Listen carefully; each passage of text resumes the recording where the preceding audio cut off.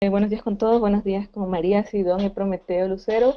Ellos son los flamantes ganadores del segundo lugar en la categoría multimedia del premio Rostros de la Discriminación, un importante galardón que se entrega al periodismo mexicano y estamos muy contentos por ellos y estamos reunidos en esta ocasión para hablar de lo que fue el proceso de elaboración del reportaje por el que han sido galardonados, que se llama Sin Refugio para las Trans.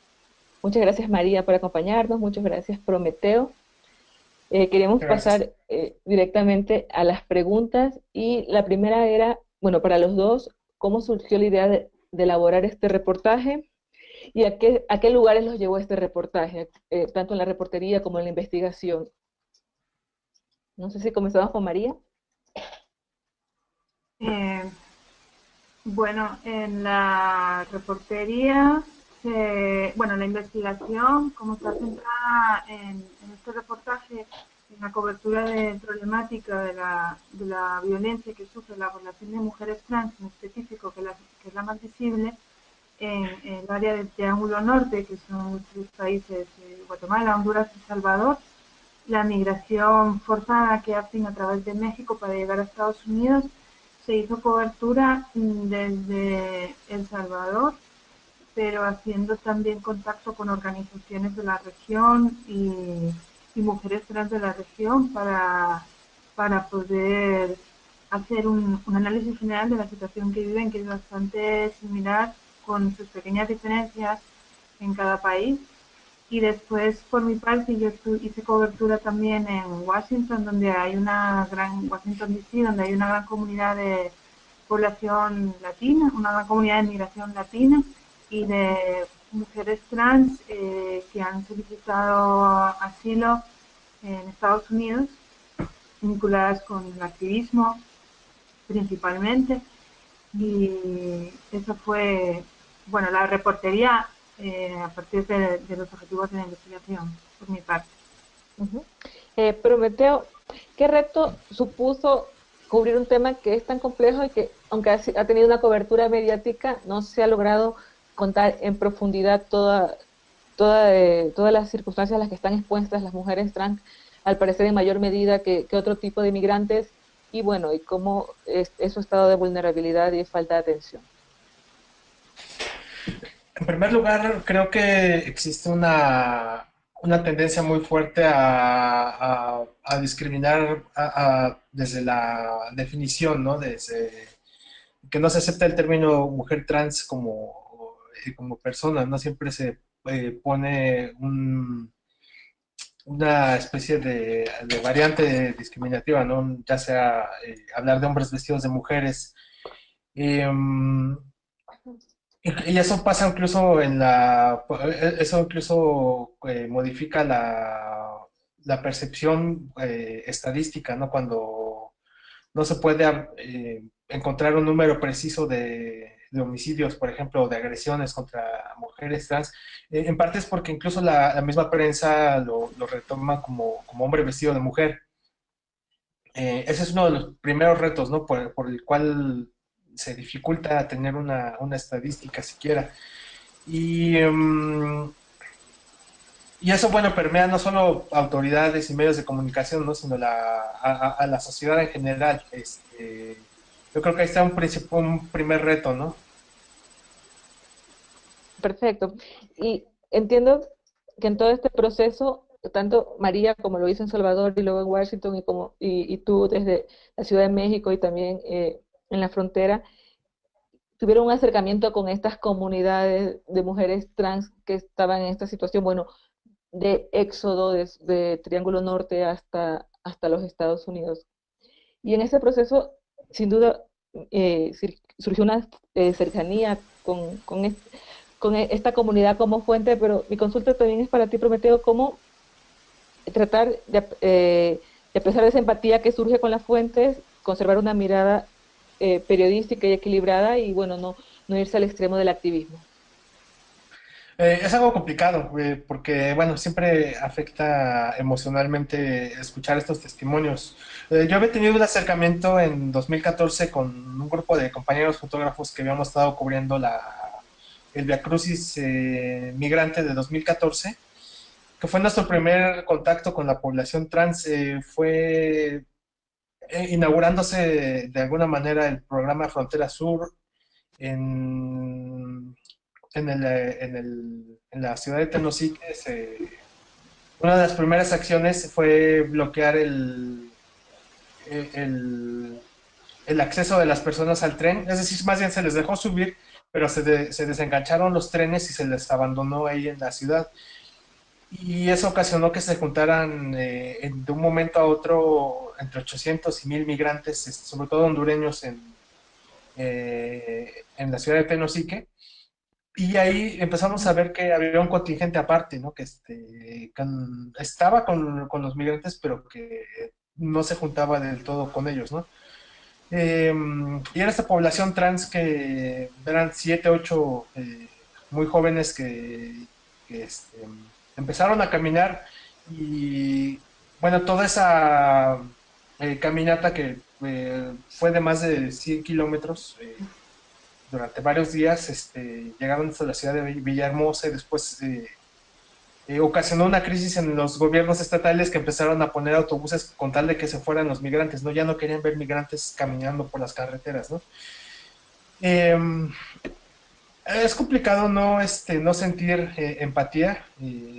Uno realmente no... sería falso decir que uno se pone en los zapatos de las otras personas, pero sí puede sentir eh, cierto, cierta empatía por el dolor de los testimonios que cuentan, ¿no? Y para mantenerse eh, sin hacer activismo, pues creo que es importante planteárselo mucho desde el principio, ¿no? En tener la mirada periodística ante todo. Ujú. ¿Y cómo manejas tú esa situación, María? La de estar, bueno, frente a historias de alta vulnerabilidad y obviamente que a uno como periodista emocionalmente le pueden llegar a afectar, pero al mismo tiempo tratar de traducir eso a un reportaje con una mirada equilibrada. Pues sí, es muy complicado porque creo que una de las cosas que como periodistas que nos creo que compartimos con Priscila y con Prometeo a la hora de hacer este reportaje y otros, solo con escuchar y las experiencias de hablar de cómo fue el reporteo, cómo te sentiste, qué viste y todo, es que estamos en estos trabajos porque nos gusta denunciar también injusticias, ¿no? Y vulneraciones de derechos humanos y entonces hay momentos que da mucha rabia ver la desigualdad por cuestiones tan injustas como no reconocer a una persona como se quiere identificar y como quiere ser. Y en el caso de las mujeres trans, su vulnerabilidad es altísima porque la discriminación no termina cuando llegan al albergue y se ponen a descansar. La discriminación está a lo largo de toda la ruta. Y eso es algo que pues Prometeo y Priscila pueden constatar más por el reporteo que hicieron en México. Yo en Washington me caí en la cuenta de algo que parecía muy evidente, pero hasta que te lo cuentan, te narran sus vivencias, es el tema de la discriminación que sufren las mujeres trans por ser latinas y por todas las políticas que se están implementando ahora con el gobierno de Donald Trump. Entonces, tienen, como se dice en el reportaje, una doble discriminación por el hecho de ser mujeres trans, a pesar que hay más apertura y hay más reconocimiento de derechos y más acceso a la salud, pero eso no quiere decir que sea el paraíso, como se menciona ahí. Y es muy complicado hacer esa línea, es muy fácil romper esa línea fina que hay entre hacer periodismo y hacer activismo, porque de hecho es cuando a veces incluso las fuentes es como que esperan, ¿no? Que les pongas precisamente cuál es su lucha, qué cambios quieren, qué reformas legales, que necesitan esto, que necesitan lo otro, o bueno, su discurso, que está bien que lo lleven ellas, pero que cómo hacer que eso se transforme en una información útil para la gente y que no deje de reflejar una realidad quizá bastante invisibilizada como es la de las mujeres trans, pues creo que sobre todo implica conocer muy bien el discurso que tienen las organizaciones, que se maneja también a nivel internacional, y luego ponerse en ese lado y luego ponerse en el lado de la población que no tiene absolutamente idea de lo que significa la vida diaria de una mujer trans en un país del Triángulo Norte. Entonces, haciendo esa ponderación es donde dices, bueno, yo conozco todo de un lado y me pongo también en el lugar del otro. Y así, pues, yo creo que así es una manera de conseguir el equilibrio. Gracias, María. Quería ir comprometido y volver a un punto que él mencionó, que era la dificultad o sea, por la propia discriminación, la dificultad de encontrar cifras que reflejen eh, todo el sufrimiento que están viviendo las mujeres trans que están migrando del Triángulo Norte hacia México y los Estados Unidos. Y en ese sentido, ustedes en su reportaje encontraron algunas cifras para de alguna forma dimensionar la problemática. ¿Cómo fue este proceso de búsqueda de cifras con tantos vacíos en estadísticas en tanto los países del Triángulo Norte como México y Estados Unidos? ¿Cómo fue ese proceso, Prometeo? Em, bueno, pues partimos un poco de un informe que hizo la organización Transgender Europe, que hace un análisis estadístico con lo que va recibiendo, recabando de distintas organizaciones. Y como te decíamos, ellos mismos reconocen que no tienen un dato muy preciso porque casi buena parte lo recopilan de medios de comunicación. Eh, y ahí estaba la misma dificultad incluso para ellos de tener un dato preciso, ¿no? Con, los homicidios a las personas trans no siempre son reportados como tales, ¿no? A veces son reportados como hombres vestidos de mujer o con otros epítetos, ¿no? Y sin embargo, bueno, ellos tenían una estadística bastante cruda, bastante fuerte, aún a pesar de las carencias, donde se encontraban primero en números absolutos a Brasil y México como los países donde más casos se estaban dando de homicidios en América Latina al menos. Y, y, este, y proporcionalmente por la cantidad de población en países más chicos, digamos por densidad de población, los países donde más fuerte estaba esta tendencia eran Honduras y El Salvador. Y esto habla un poco eh, pues, qué tan fuerte es la homofobia, la transfobia, ¿no? Entiendo. Eh, Ujú. sí, sí, sí. No, sí, continúa, discúlpale por la interrupción. Ujú. Pero básicamente, por ejemplo, si uno acudiera en México al menos, ¿no? En estos momentos, si al menos uno acudiera a buscar datos por estados, a veces ni siquiera tienen los de los homicidios en general, ¿no? Es algo bastante complicado como tener una, una certeza, ¿no? Hay una tendencia mucho a ocultar cifras, a ocultar datos, un poco también por ese no mostrar eficacia en las instituciones a través de hechos, ¿no? Sino a través de cifras, no solamente presumir que se han bajado la tasa de homicidios. Entonces, es algo muy general que afecta a todas las poblaciones, pero igual afecta a la población trans, ¿no? Eh, Algunos de los datos que pudimos obtener fue, por ejemplo, una aproximación a la cantidad de solicitudes solicitadas en ACNUR. Eh, eh, Comar, por ejemplo, no nos dio respuesta en su momento a las solicitudes de información.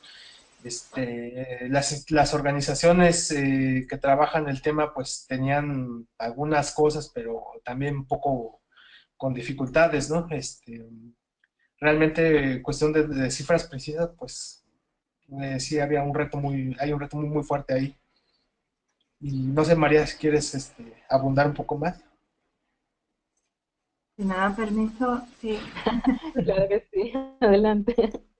Pues es que, a ver, sí es difícil conseguir los datos sobre personas que solicitan asilo en Estados Unidos, personas que solicitan refugio en México, pero es como, es algo que vemos que es una consecuencia última de no empezar a reconocer, de no empezar a decir, bueno, porque es importante decir que es una persona trans o que no se identifica exclusivamente con un género o que, bueno, digamos, no es que diga yo masculino o femenino, ¿verdad? Hombre o mujer, porque las personas, como demostramos con el reportaje y como ya habíamos visto en temas anteriores, pero no con la profundidad como el reportaje que hicimos juntos en equipo con el apoyo de Conectas, es que tienen una vulnerabilidad especial porque no solo huyen por el factor económico y de la violencia, sino porque por el simple hecho de ser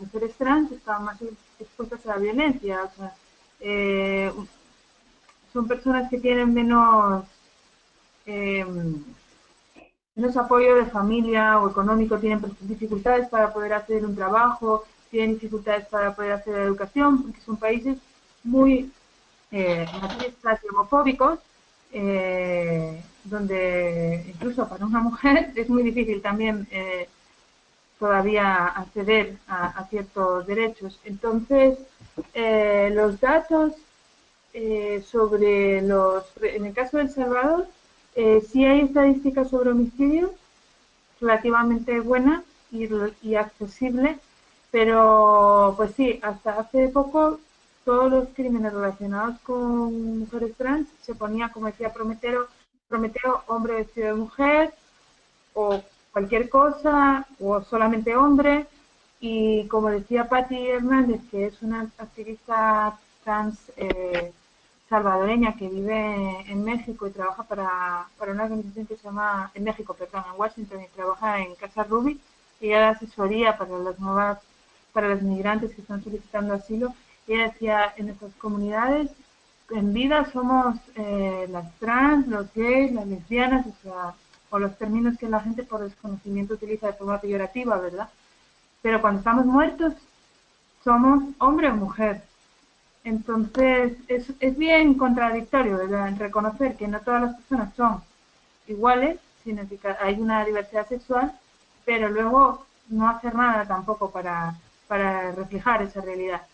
Y las organizaciones realmente hay algunas que sí hacen un trabajo bastante fuerte e importante, pero todavía el reto es que no solamente desde las instituciones nacionales en El Salvador, sino también los organismos internacionales se pongan las pilas, porque se hacen esfuerzos muy tímidos e incluso los mismos representantes pueden reconocer eso, ¿verdad? Que es, es muy complicado, nadie dice que sea fácil, porque en el camino, eso lo vieron Prometeo también y Priscila, las mismas migrantes están en un proceso también de reconocimiento de su identidad, de cómo se sienten realmente, quiénes son, cómo quieren ser, porque no tienen las herramientas, ni la educación, ni el apoyo que otras personas en su proceso han tenido.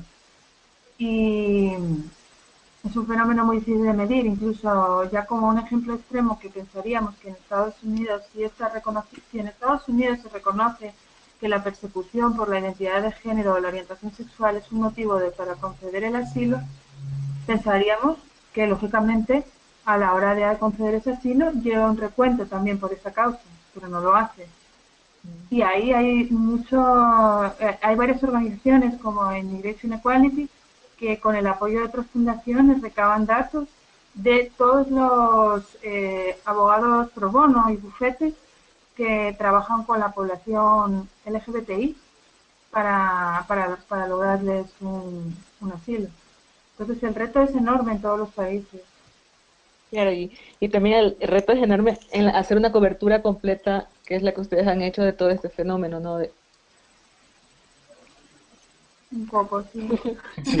Eh, bueno, mi última pregunta, que es más sobre lo que fue el trabajo en equipo, el trabajo transnacional para lograr el reportaje destacable que ustedes han obtenido es que nos cuenten un poco, bueno, a los colegas de la región que seguramente nos van a escuchar y van a leer la publicación que haremos a partir de esa entrevista, sobre cómo fue la organización de ese trabajo en equipo y cómo pudieron ponerse de acuerdo a pesar de que no hubo una reunión personal para poder hablar del tema y todo se hizo online.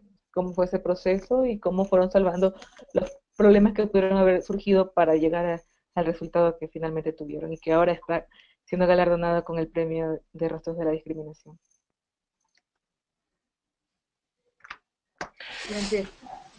Bueno, primero, es verdad, personalmente no nos habíamos conocido,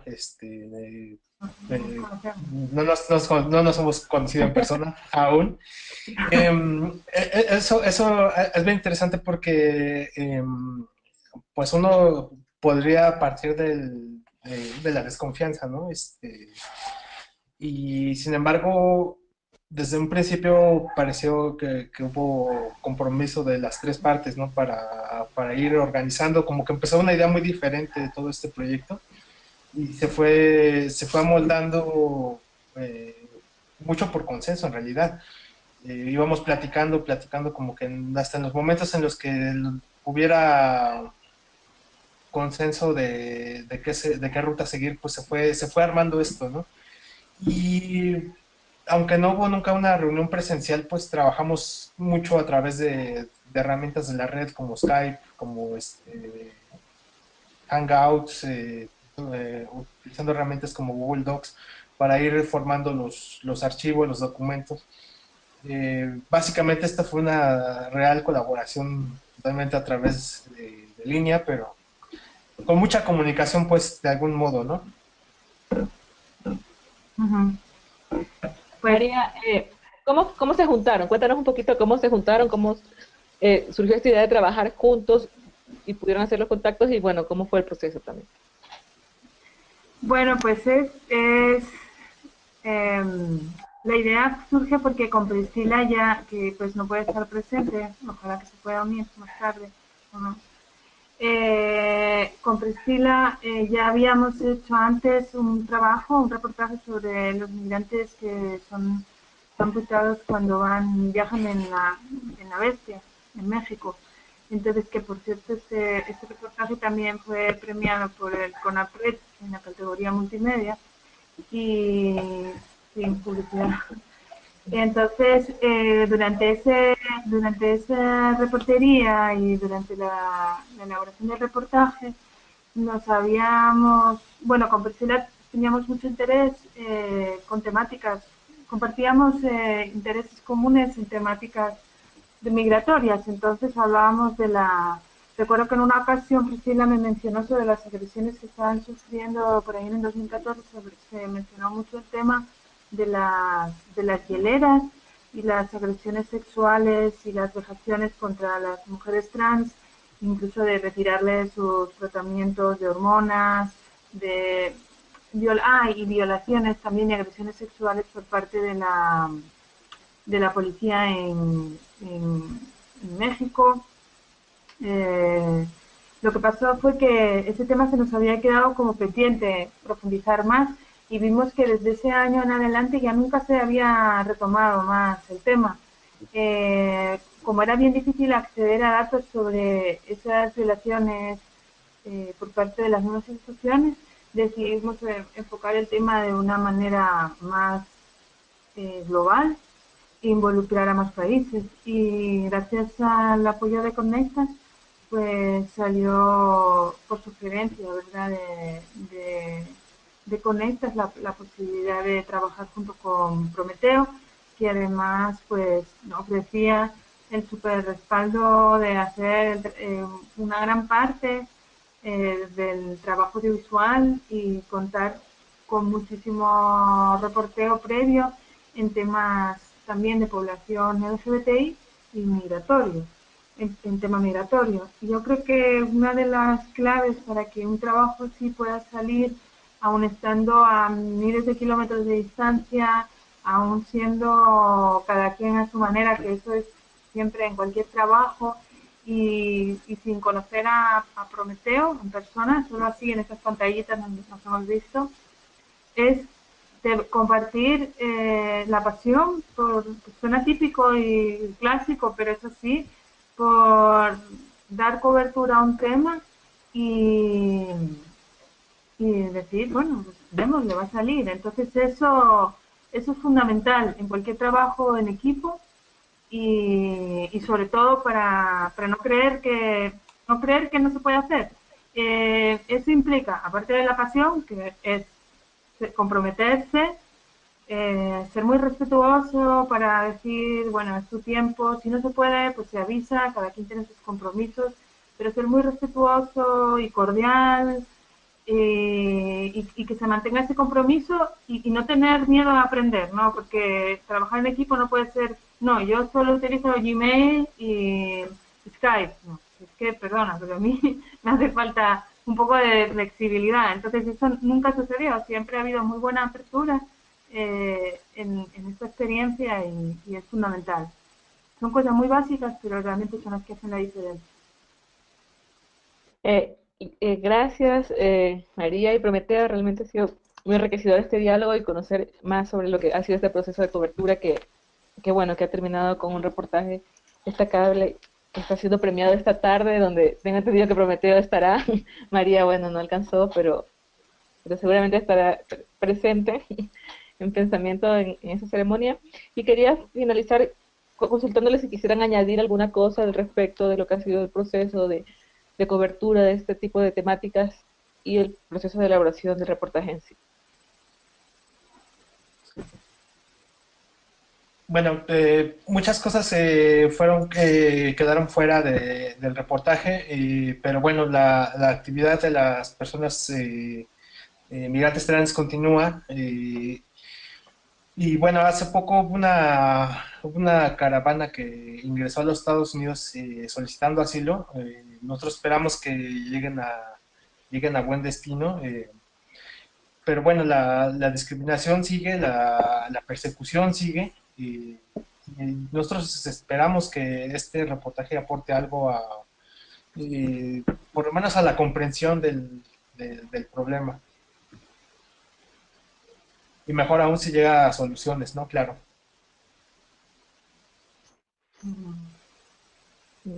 María. Sí, bueno, yo creo que ya me extendí bastante antes, pero bueno, creo que a mí lo que me ha quedado de experiencia en cobertura de este tema y también de otros relacionados con la migración y el desarrollo social es que por la dureza, ¿verdad?, que del reporteo, o sea, de conocer esas historias, que son muy duras, que son muy difíciles y que más difíciles todavía va a ser cambiarlas, es que bueno, que al final te queda una sensación de mereció la pena o no mereció la pena, ¿verdad? Pero bueno, ese es el punto, ¿no? Que no somos activistas, lo que hacemos es reflejar una realidad, aproximarnos y bueno, pues bien que salió el premio, ¿verdad? Eso es un apoyo y también contar siempre con la ayuda de Conectas, que sin eso no hubiera sido posible hacer el reportaje. Hemos aprendido mucho, siempre creciendo profesionalmente y creo que a veces, y lo que sí comentaron algunas personas es que realmente al leer el reportaje se dieron cuenta que era un mundo desconocido, ¿no? Donde sobre todo se piensa más con prejuicios y de manera muy superficial. Entonces, si como dice Prometeo, si a algunas personas eso les ha llegado realmente, pues una parte del mensaje ha servido, ¿no? Perfecto, muchas gracias a los dos. Felicitaciones de nuevo y un abrazo fuerte de parte de Conecta. Gracias. Muchas gracias.